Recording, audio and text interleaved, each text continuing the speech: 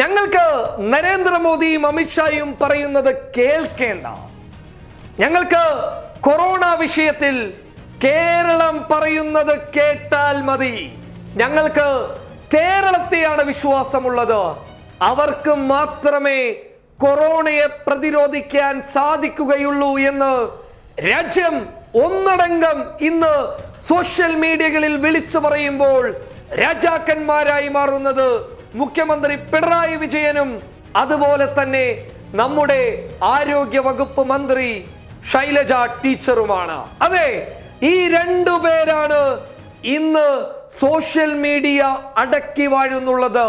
ഇവരുടെ ചിത്രങ്ങളാൽ നിറഞ്ഞു കവിയുകയാണ് നമ്മുടെ നവമാധ്യമങ്ങൾ. അതെ, ഈ സർക്കാരിന്റെ നിലപാട്, ആരോഗ്യ വകുപ്പിന്റെ മുൻകരുതലുകൾ, അതാണ് കേരളത്തെ മറ്റുള്ള സംസ്ഥാനങ്ങൾക്ക് മാതൃകയാക്കി കൊടുക്കുന്നത്. അഭിമാനമാണ് ഈ കേരളം, അഭിമാനമാണ് ഈ മുഖ്യമന്ത്രിയും ആരോഗ്യമന്ത്രിയും. അതെ, ഈ സർക്കാർ രാജ്യത്തിന് തന്നെ മാതൃകയാകുന്നു.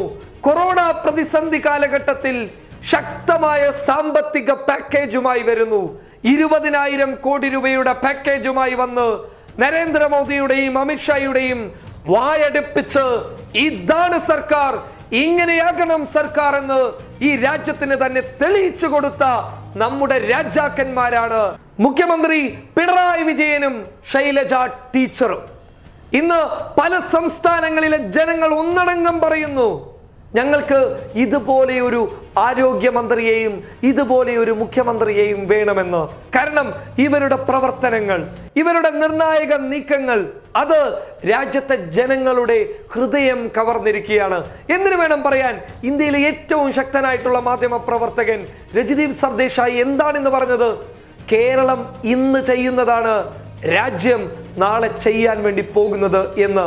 അവിടെ കേരളത്തിനുള്ള പ്രസക്തി എന്താണ് എന്നുള്ളത് നമുക്ക് വ്യക്തമാണ്.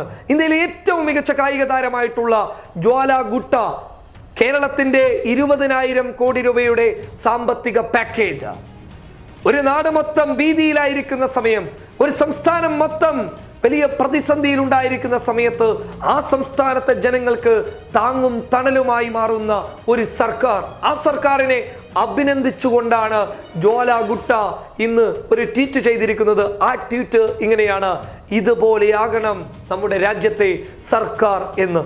അങ്ങനെ നിരവധി കോണുകളിൽ നിന്ന് നമ്മുടെ കേരളത്തിന് വലിയ രീതിയിൽ അഭിനന്ദന പ്രവാഹം വന്നുകൊണ്ടിരിക്കുകയാണ്.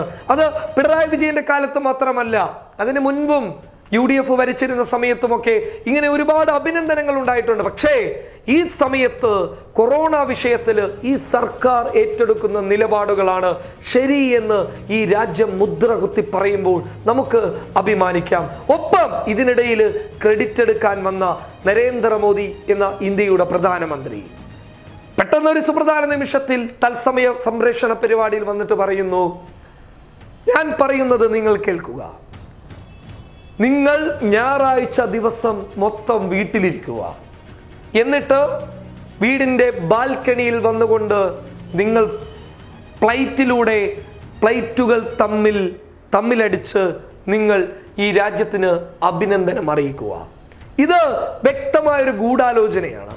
ഈ രാജ്യത്തെ കേരളം പോലെയുള്ള ചില സംസ്ഥാനങ്ങളുടെ നിർണായക നീക്കങ്ങൾ ലോകരാഷ്ട്രങ്ങൾക്കിടയിൽ കയ്യടി നേടുമ്പോൾ അതിൻ്റെ ക്രെഡിറ്റ് ഒറ്റ നിമിഷത്തിൽ തട്ടിയെടുക്കാനാണ് ഇയാൾ വന്നിട്ടുള്ളത്. പക്ഷേ ഇയാളുടെ ഈ ശ്രമം നടന്നില്ല എന്ന് മാത്രമല്ല, ഇയാൾക്ക് വലിയ തിരിച്ചടിയും ലഭിച്ചു. എന്താണ് പൊതുജനങ്ങൾ നവമാധ്യമങ്ങളിൽ പറയുന്നത്? മോദിയും അമിത്ഷായും പറയുന്നത് ഞങ്ങൾ കേൾക്കില്ല, ഞങ്ങൾ കേൾക്കുന്നത് കേരളം പറയുന്നതാണ്. ഇതിനേക്കാൾ വലിയ തിരിച്ചടി നിങ്ങൾക്കിനി സ്വപ്നങ്ങളിൽ മാത്രമാണ്. News desk public.